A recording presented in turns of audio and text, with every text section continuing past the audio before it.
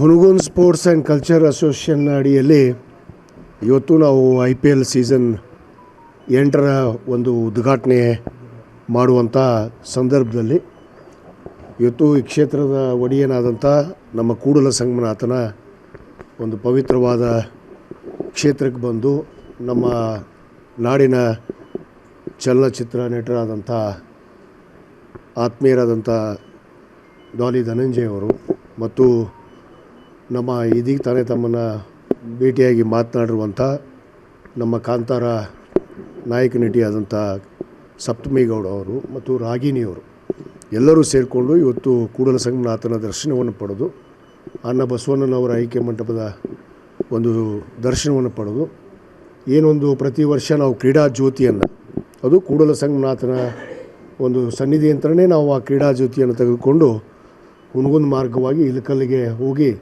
ಇಳಕಲ್ಲಲ್ಲಿ ಒಂದು ಬೃಹತ್ ಕಾರ್ಯಕ್ರಮ ಅದು ರಸಮಂಜರಿ ಕಾರ್ಯಕ್ರಮ ಅದು ನಮ್ಮ ನಾಡಿನ ಹೆಸರಾಂತ ಹಾಡುಗಾರರಾದಂಥ ಬಾಳು ಬೆಳಗುಂದಿಯವರು ಮತ್ತು ಮೈಲಾರಿಯವರು ಅನೇಕ ಕಲಾವಿದರ ಜೊತೆಗೆ ನಮ್ಮ ಧನಂಜಯವರು ಕೂಡ ಆ ಕಾರ್ಯಕ್ರಮವನ್ನು ಉದ್ಘಾಟನೆ ಮಾಡ್ತಾಯಿದ್ದಾರೆ.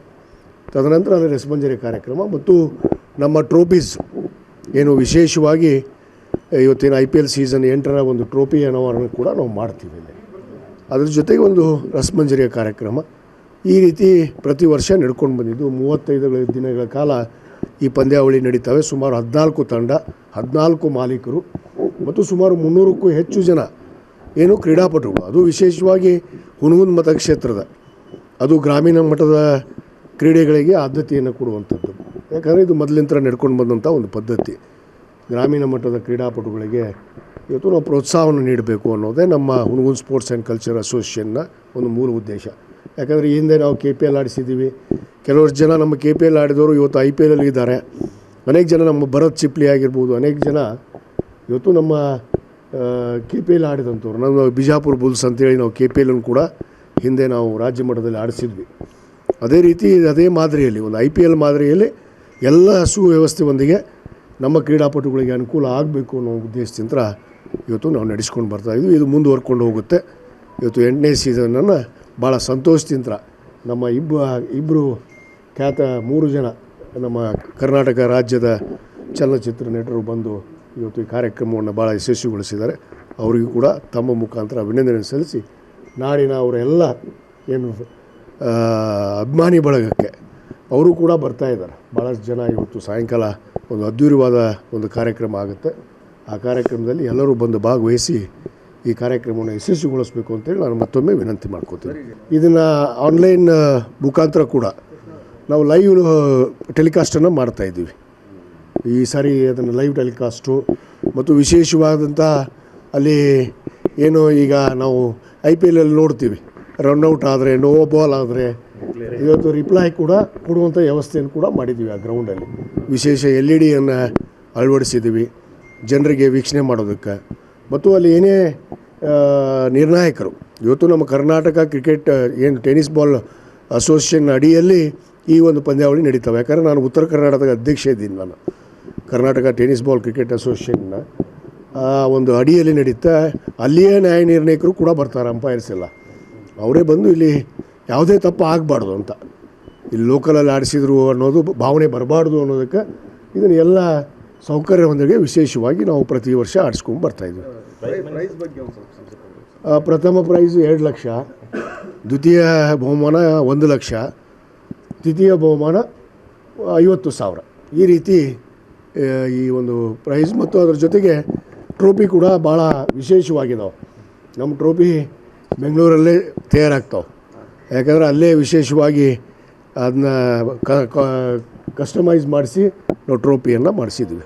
Hungund sports and culture association ಅಡಿಯಲ್ಲಿ ಇವತ್ತು ನಾವು IPL ಸೀಸನ್ 8ರ ಒಂದು ಉದ್ಘಾಟನೆ ಮಾಡುವಂಥ ಸಂದರ್ಭದಲ್ಲಿ ಇವತ್ತು ಈ ಕ್ಷೇತ್ರದ ಒಡೆಯನಾದಂಥ ನಮ್ಮ ಕೂಡಲ ಸಂಗಮನಾಥನ ಒಂದು ಪವಿತ್ರವಾದ ಕ್ಷೇತ್ರಕ್ಕೆ ಬಂದು ನಮ್ಮ ನಾಡಿನ ಚಲನಚಿತ್ರ ನಟರಾದಂಥ ಆತ್ಮೀಯರಾದಂಥ ಡಾಲಿ ಧನಂಜಯ ಅವರು ಮತ್ತು ನಮ್ಮ ಇದೀಗ ತಾನೇ ತಮ್ಮನ್ನು ಭೇಟಿಯಾಗಿ ಮಾತನಾಡಿರುವಂಥ ನಮ್ಮ ಕಾಂತಾರ ನಾಯಕ ನಟಿಯಾದಂಥ ಸಪ್ತಮಿ ಗೌಡ ಅವರು ಮತ್ತು ರಾಗಿಣಿಯವರು ಎಲ್ಲರೂ ಸೇರಿಕೊಂಡು ಇವತ್ತು ಕೂಡಲ ಸಂಗಮನಾಥನ ದರ್ಶನವನ್ನು ಪಡೆದು ಅನ್ನ ಬಸವಣ್ಣನವರ ಐಕ್ಯ ಮಂಟಪದ ಒಂದು ದರ್ಶನವನ್ನು ಪಡೆದು ಏನೊಂದು ಪ್ರತಿ ವರ್ಷ ನಾವು ಕ್ರೀಡಾ ಜ್ಯೋತಿಯನ್ನು ಅದು ಕೂಡಲ ಸಂಗಮನಾಥನ ಒಂದು ಸನ್ನಿಧಿ ಅಂತಲೇ ನಾವು ಆ ಕ್ರೀಡಾ ಜ್ಯೋತಿಯನ್ನು ತೆಗೆದುಕೊಂಡು ಹುನಗುಂದ ಮಾರ್ಗವಾಗಿ ಇಳಕಲ್ಲಿಗೆ ಹೋಗಿ ಇಳಕಲ್ಲಲ್ಲಿ ಒಂದು ಬೃಹತ್ ಕಾರ್ಯಕ್ರಮ, ಅದು ರಸಮಂಜರಿ ಕಾರ್ಯಕ್ರಮ, ಅದು ನಮ್ಮ ನಾಡಿನ ಹೆಸರಾಂತ ಹಾಡುಗಾರರಾದಂಥ ಬಾಳು ಬೆಳಗುಂದಿಯವರು ಮತ್ತು ಮೈಲಾರಿಯವರು ಅನೇಕ ಕಲಾವಿದರ ಜೊತೆಗೆ ನಮ್ಮ ಧನಂಜಯವರು ಕೂಡ ಆ ಕಾರ್ಯಕ್ರಮವನ್ನು ಉದ್ಘಾಟನೆ ಮಾಡ್ತಾ ಇದ್ದಾರೆ.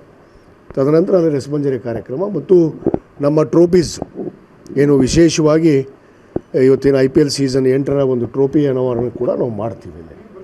ಅದ್ರ ಜೊತೆಗೆ ಒಂದು ರಸಮಂಜರಿಯ ಕಾರ್ಯಕ್ರಮ ಈ ರೀತಿ ಪ್ರತಿ ವರ್ಷ ನಡ್ಕೊಂಡು ಬಂದಿದ್ದು 35 ದಿನಗಳ ಕಾಲ ಈ ಪಂದ್ಯಾವಳಿ ನಡೀತವೆ. ಸುಮಾರು 14 ತಂಡ, 14 ಮಾಲೀಕರು ಮತ್ತು ಸುಮಾರು 300ಕ್ಕೂ ಹೆಚ್ಚು ಜನ ಏನು ಕ್ರೀಡಾಪಟುಗಳು, ಅದು ವಿಶೇಷವಾಗಿ ಹುನಗುಂದ ಮತಕ್ಷೇತ್ರದ ಅದು ಗ್ರಾಮೀಣ ಮಟ್ಟದ ಕ್ರೀಡೆಗಳಿಗೆ ಆದ್ಯತೆಯನ್ನು ಕೊಡುವಂಥದ್ದು. ಯಾಕಂದರೆ ಇದು ಮೊದಲಿಂದ ನಡ್ಕೊಂಡು ಬಂದಂಥ ಒಂದು ಪದ್ಧತಿ. ಗ್ರಾಮೀಣ ಮಟ್ಟದ ಕ್ರೀಡಾಪಟುಗಳಿಗೆ ಇವತ್ತು ನಾವು ಪ್ರೋತ್ಸಾಹವನ್ನು ನೀಡಬೇಕು ಅನ್ನೋದೇ ನಮ್ಮ ಹುನಗುಂದ ಸ್ಪೋರ್ಟ್ಸ್ ಆ್ಯಂಡ್ ಕಲ್ಚರ್ ಅಸೋಸಿಯೇಷನ್ನ ಒಂದು ಮೂಲ ಉದ್ದೇಶ. ಯಾಕಂದರೆ ಈ ಹಿಂದೆ ನಾವು KPL ಆಡಿಸಿದ್ದೀವಿ. ಕೆಲವರು ಜನ ನಮ್ಮ KPL ಆಡಿದವರು ಇವತ್ತು IPL ಇದ್ದಾರೆ.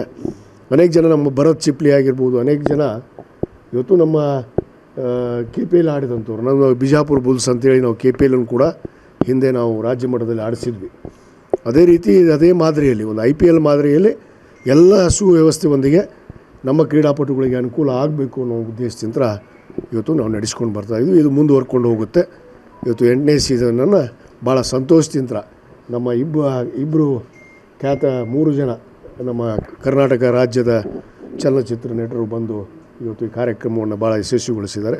ಅವರಿಗೂ ಕೂಡ ತಮ್ಮ ಮುಖಾಂತರ ಅಭಿನಂದನೆ ಸಲ್ಲಿಸಿ ನಾಡಿನ ಅವರೆಲ್ಲ ಏನು ಅಭಿಮಾನಿ ಬಳಗಕ್ಕೆ ಅವರು ಕೂಡ ಬರ್ತಾಯಿದ್ದಾರೆ. ಭಾಳಷ್ಟು ಜನ ಇವತ್ತು ಸಾಯಂಕಾಲ ಒಂದು ಅದ್ಧೂರಿಯಾದ ಒಂದು ಕಾರ್ಯಕ್ರಮ ಆಗುತ್ತೆ. ಆ ಕಾರ್ಯಕ್ರಮದಲ್ಲಿ ಎಲ್ಲರೂ ಬಂದು ಭಾಗವಹಿಸಿ ಈ ಕಾರ್ಯಕ್ರಮವನ್ನು ಯಶಸ್ವಿಗೊಳಿಸಬೇಕು ಅಂತೇಳಿ ನಾನು ಮತ್ತೊಮ್ಮೆ ವಿನಂತಿ ಮಾಡ್ಕೋತೀನಿ. ಇದನ್ನು ಆನ್ಲೈನ್ ಮುಖಾಂತರ ಕೂಡ ನಾವು ಲೈವ್ ಟೆಲಿಕಾಸ್ಟನ್ನು ಮಾಡ್ತಾಯಿದ್ದೀವಿ. ಈ ಸಾರಿ ಅದನ್ನು ಲೈವ್ ಟೆಲಿಕಾಸ್ಟು ಮತ್ತು ವಿಶೇಷವಾದಂಥ ಅಲ್ಲಿ ಏನು ಈಗ ನಾವು IPL ನೋಡ್ತೀವಿ, ರನ್ಔಟ್ ಆದರೆ, ನೋ ಬಾಲ್ ಆದರೆ ಇವತ್ತು ರಿಪ್ಲೈ ಕೂಡ ಕೊಡುವಂಥ ವ್ಯವಸ್ಥೆಯನ್ನು ಕೂಡ ಮಾಡಿದ್ದೀವಿ. ಆ ಗ್ರೌಂಡಲ್ಲಿ ವಿಶೇಷ LED ಅಳವಡಿಸಿದ್ದೀವಿ ಜನರಿಗೆ ವೀಕ್ಷಣೆ ಮಾಡೋದಕ್ಕೆ. ಮತ್ತು ಅಲ್ಲಿ ಏನೇ ನಿರ್ಣಾಯಕರು ಇವತ್ತು ನಮ್ಮ ಕರ್ನಾಟಕ ಕ್ರಿಕೆಟ್ ಏನು ಟೆನ್ನಿಸ್ ಬಾಲ್ ಅಸೋಸಿಯೇಷನ್ ಅಡಿಯಲ್ಲಿ ಈ ಒಂದು ಪಂದ್ಯಾವಳಿ ನಡೀತವೆ. ಯಾಕಂದರೆ ನಾನು ಉತ್ತರ ಕರ್ನಾಟಕದ ಅಧ್ಯಕ್ಷ ಇದ್ದೀನಿ. ನಾನು ಕರ್ನಾಟಕ ಟೆನ್ನಿಸ್ ಬಾಲ್ ಕ್ರಿಕೆಟ್ ಅಸೋಸಿಯೇಷನ್ನ ಒಂದು ಅಡಿಯಲ್ಲಿ ನಡೀತಾ. ಅಲ್ಲಿಯೇ ನ್ಯಾಯ ನಿರ್ಣಾಯಕರು ಕೂಡ ಬರ್ತಾರೆ, ಅಂಪೈರ್ಸ್ ಎಲ್ಲ ಅವರೇ ಬಂದು ಇಲ್ಲಿ ಯಾವುದೇ ತಪ್ಪು ಆಗಬಾರ್ದು ಅಂತ, ಇಲ್ಲಿ ಲೋಕಲಲ್ಲಿ ಆಡಿಸಿದ್ರು ಅನ್ನೋದು ಭಾವನೆ ಬರಬಾರ್ದು ಅನ್ನೋದಕ್ಕೆ ಇದನ್ನು ಎಲ್ಲ ಸೌಕರ್ಯ ಹೊಂದಿಗೆ ವಿಶೇಷವಾಗಿ ನಾವು ಪ್ರತಿ ವರ್ಷ ಆಡಿಸ್ಕೊಂಡು ಬರ್ತಾಯಿದ್ವಿ. ಪ್ರಥಮ ಪ್ರೈಸು 2 ಲಕ್ಷ, ದ್ವಿತೀಯ ಬಹುಮಾನ 1 ಲಕ್ಷ, ತೃತೀಯ ಬಹುಮಾನ 50,000 ಈ ರೀತಿ ಈ ಒಂದು ಪ್ರೈಸ್. ಮತ್ತು ಅದರ ಜೊತೆಗೆ ಟ್ರೋಫಿ ಕೂಡ ಭಾಳ ವಿಶೇಷವಾಗಿದ್ದಾವೆ. ನಮ್ಮ ಟ್ರೋಫಿ ಬೆಂಗಳೂರಲ್ಲೇ ತಯಾರಾಗ್ತಾವೆ.